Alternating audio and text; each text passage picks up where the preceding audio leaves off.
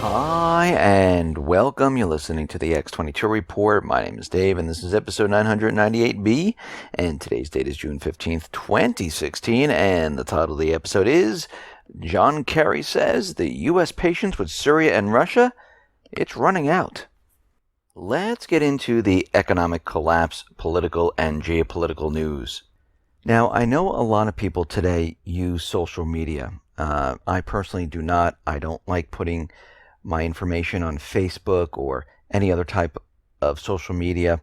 But a lot of people do use it, to get in touch with other people, to get in touch with family, which is all well and good. But we all need to be a little careful on what we're putting on social media, because there's a new startup company, and they're going to be looking at your online activity, your log of your life. Now, this is going to be available to landlords, employers, because before getting a job or renting a place or anything like that, what they want to do is they want to take a look at your information. Now, they're not going to log on to your Facebook and your Twitter and Snapchat and Instagram and take a look at everything. What they're going to do is they're going to hire this new startup company. And this is how it's going to work. When you apply for a job or you go to rent a house or an apartment or anything like that, you will give permission, because otherwise you can't get the place where you can't get the job, to allow this company to scan your Facebook, your LinkedIn, your Twitter, your Instagram, or anything else. Now they're going to scan all of this, and they're going to create individual profiles of each person. So they'll create this individual profile, and they'll put together what type of person you are, what your personality is like, if you have problems, mental problems, do you have problems with paying on time, you don't like the government, you don't like employers, bosses. They're going to create an entire profile of you. This is where everything is moving to. And personally, I'd be very careful what you put on social media today, because I know we all need a job. We all need a place to live. And if a lot of these type of companies, a lot of type of landlords start using this type of service, it will be very difficult to get a job, to rent a place. If they find nothing, then there's nothing. If you don't give them permission, they can just deny you right off the bat. Now, personally, I think this is completely against your rights. It's your privacy, because they don't ask permission to come into your home to look through your documents. They don't ask you permission to follow you around and see what clubs you go to, what bars you go to, what movies you see. So why is social media any different? They have no right to know what your personal life is. That's why there's privacy settings, and that's why certain people aren't allowed to see this. So I think the landlords, the employers, I think they're overstepping in what they're doing at this point. Now, the FCC, they are one step closer to taking over the internet. The D.C. Circuit Court of Appeals upheld the Federal Communications Commission for net neutrality, which will allow the agency to regulate the internet like any other public utility company. Ryan Radia, a scholar of the Libertarian Competitive Enterprise Institute, he's urged Congress to amend the Communication Act after the ruling, thereby hindering the FCC's attempts to regulate the internet. Now, the court's decision today is showing that they're saying, okay, the FCC, they have the ability to control the internet. They have the ability to manage it like a public utility. And most likely this ruling will be appealed. But it looks like the FCC is getting closer and closer into controlling what is going on in the internet. And of course, as we know, the central bankers, the U.S. government, the world government, they want control of the internet. This is why Obama is moving everything into the UN, because their main agenda is to control what people are saying on the internet, who has access to the internet, because we have to think about this for a second. They want to create some type of ID where it allows you to log on. It will allow them to track you. They will know what you've said, where have you been. We're already hearing that the EU, they want to tax links on the internet. So if you use a news story or something like that and you have a link, they want to tax each link. You can see how desperate they're getting at this time. Now, out in Afghanistan, we understand the U.S. troops, they're not leaving. The European troops are not leaving. NATO, well, they're staying there too. They are committed to supporting the country's national security forces. NATO Secretary General Jens Stoltenberg said that, yeah, they're going to continue to support the mission there in Afghanistan. And we know the U.S., they want all the different countries to chip in $5 billion a year up into the year of 2020. So we can see at this point, whatever troops are out there, they're staying. More military assets, more troops are being brought in. And all of this is for the upcoming war.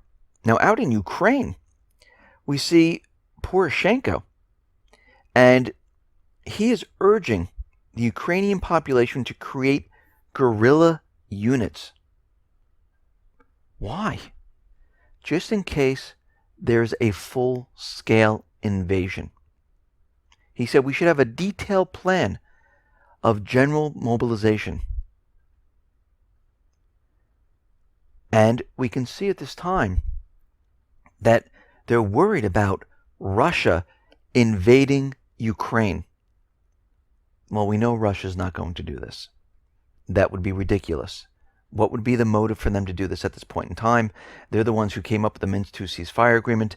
They're trying to have Ukraine, the U.S., follow the Minsk II. They are not. And we know the U.S. had the coup d'etat in Ukraine. And we know their goal is to get the southeastern area and to get Crimea back. NATO chief Jens Stoltenberg demanded right now that Russia withdraw its forces and military hardware from Ukraine. He said that the U.S.-led alliance would continue to stand by the government in Kiev and would never recognize Russia's illegitimate annexation of Crimea. And NATO right now is stepping up their support for Ukraine. They're bringing in more military assets. They're bringing in advisors and trainers. We know the U.S. has been there. And this is something that we need to watch very, very carefully, because we can see at this point that NATO is getting involved. We see NATO is looking at the entire situation, and they're saying Russia is continually violating the Minsk II ceasefire again and again. And we see that the EU leaders, they're going to be voting between June 28th and June 29th at a summit whether to extend sanctions on Russia. Now, we know a lot of this is propaganda coming out of NATO because they want the EU leaders to extend the sanctions. Now, we have to think about this for a second.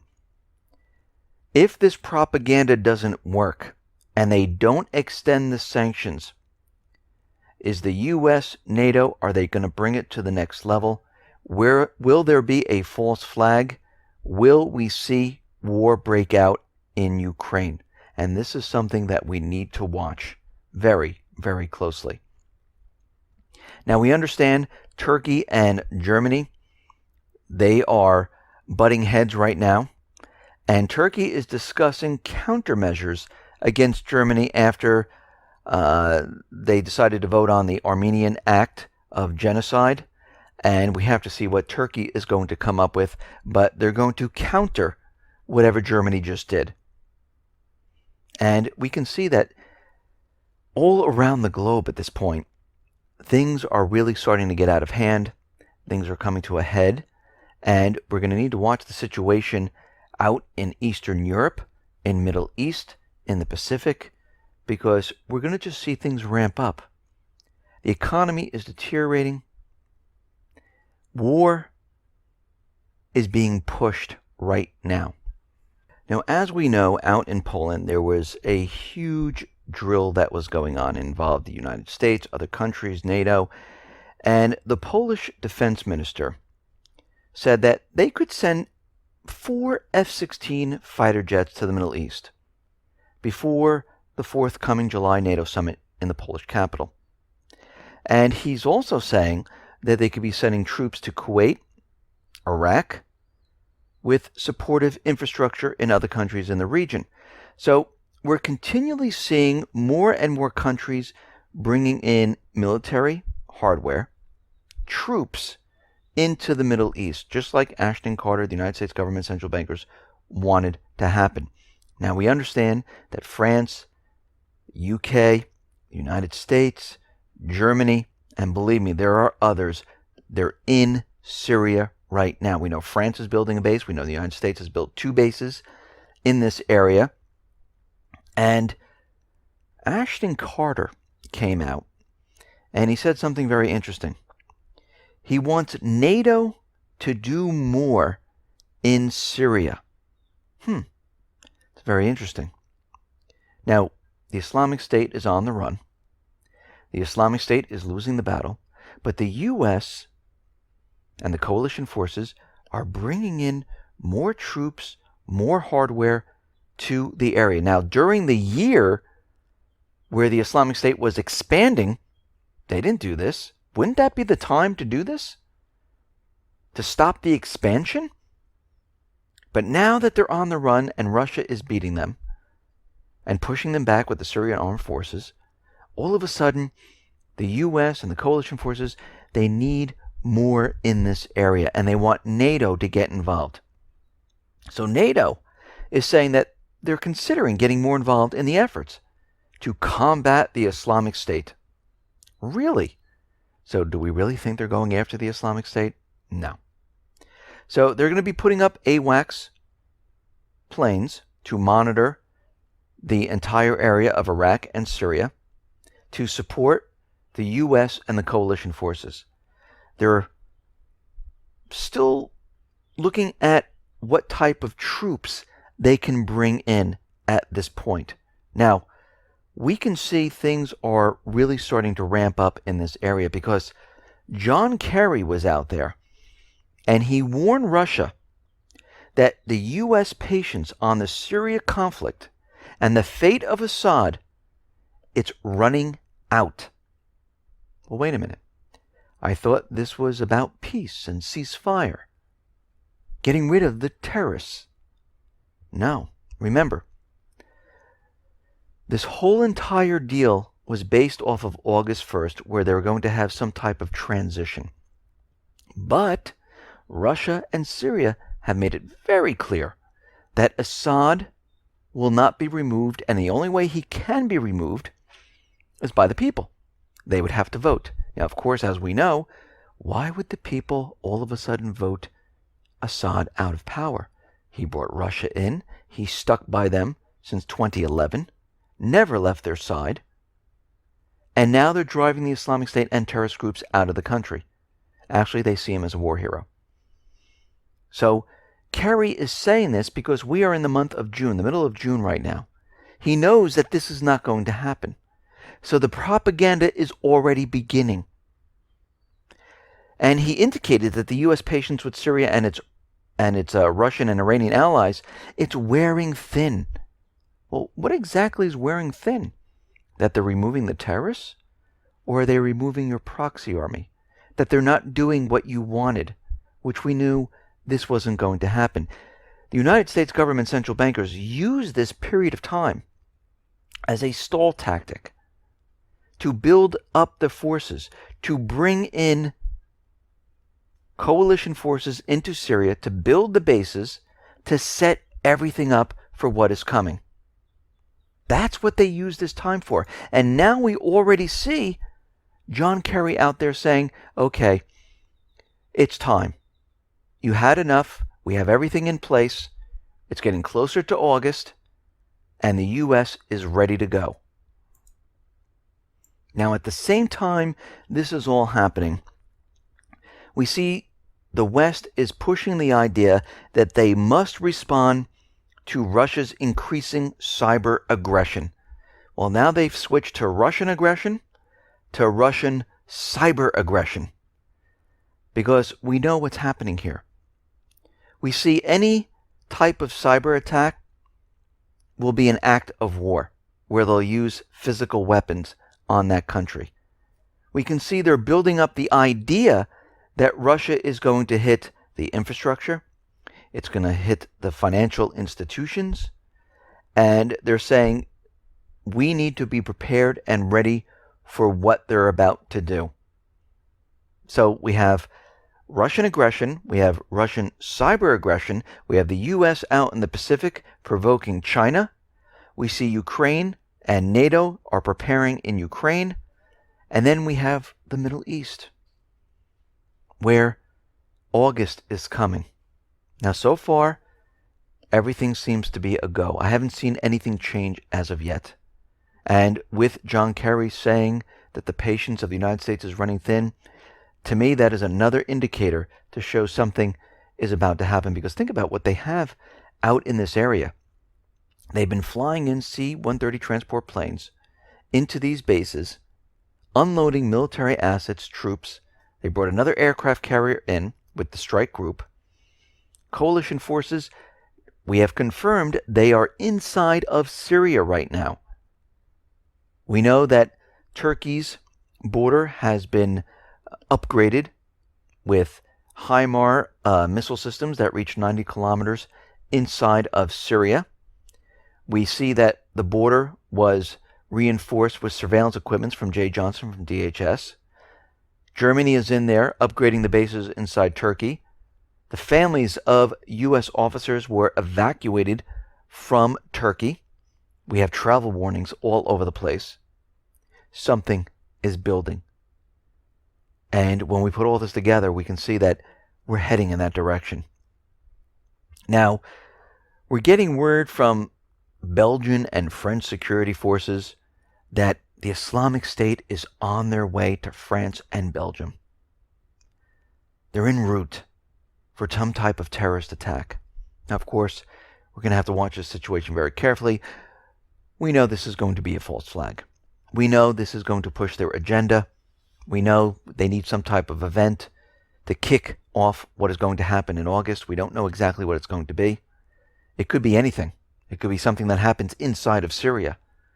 It could be something that happens in Iraq. It could be something that happens throughout Europe or in the United States. But we need to watch the situation very, very carefully. Because as we know, the economy is deteriorating. The U.S., guess what? Their backs are against the wall. They've been preparing for this. They have a new tactic. The goal is the same. They're just trying a new strategy to get Assad. Because at this point, the old strategy didn't work. So they're reorganizing. It took them a couple of months, but they're back on track. Because in their minds, they do believe if they can get into Syria, get into Iran, they can keep this economy going. But we see that the economy is deteriorating much, much quicker than I think they have time for. And they're running out of time. And we can see August is fast approaching, and we're going to need to watch this very, very carefully. Now, a couple other things about Omar, the Orlando patsy. And we're getting reports now that there wasn't just one or two shooters. There are people out there saying there's 4, 5 snipers. So we can see this was an operation at this point. Now, something very interesting is that the corporate media continually use the words AR-15, but we come to find out that there was no AR-15. It was a SIG MCX carbine that was used in this, but they just call it an AR-15. Now, in my past report, a couple reports ago, when all this was taking place in Orlando, I mentioned how Omar might have wanted to join the police force because he was wearing those NYPD shirts, and we saw the pictures on MySpace. Well, it turns out that He graduated from the 2-year Indian River State College in the law enforcement program after high school in 2006. The school's Criminal Justice Institute is where candidates get hands-on training from retired prison guards and police officers. He also attempted to become a full-fledged police officer last summer when he applied for an intensive 6-month law enforcement academy in his hometown of Fort Pierce. In the late 2000s, he was hired by the Florida Department of Corrections to be a prison guard. So when I said he wanted to be a law enforcement officer, it seems that this is turning out to be true. Now, did he work with the FBI? And I said this before, where they promised him that he could become a law enforcement agent if he carried out this drill. And in his mind, it could have been a drill. We don't know what they told him. But we're starting to put all the pieces together, and they're all starting to fit. Now, we heard the corporate media tell us about this 911 call. CNN, USA Today, NPR, NBC, CBS, they all said it. Oh, yes, he called into 911, and he talked about his allegiance to the Islamic State. Well, what's very interesting about all of this is that none of these corporate media news outlets actually heard the 911 call. You know where they got their information? The FBI. Where is the 911 call? Can we verify that it was Omar if there really is one? Because so far, we have not heard this. Normally, they play this. They will play something like this right off the bat. If the news agencies have it, they just come out with it.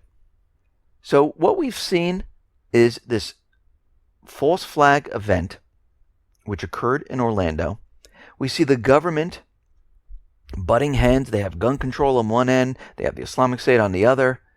They have multiple witnesses saying that there were many different shooters. Omar wanted to be a law enforcement officer.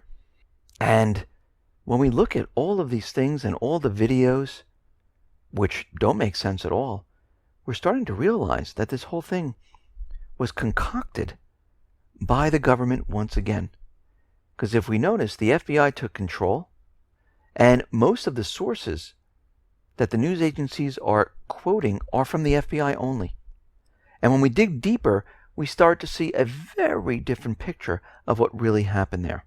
Listen, everyone, thanks a lot for listening. Be well, be safe, and especially be prepared. Thanks a lot.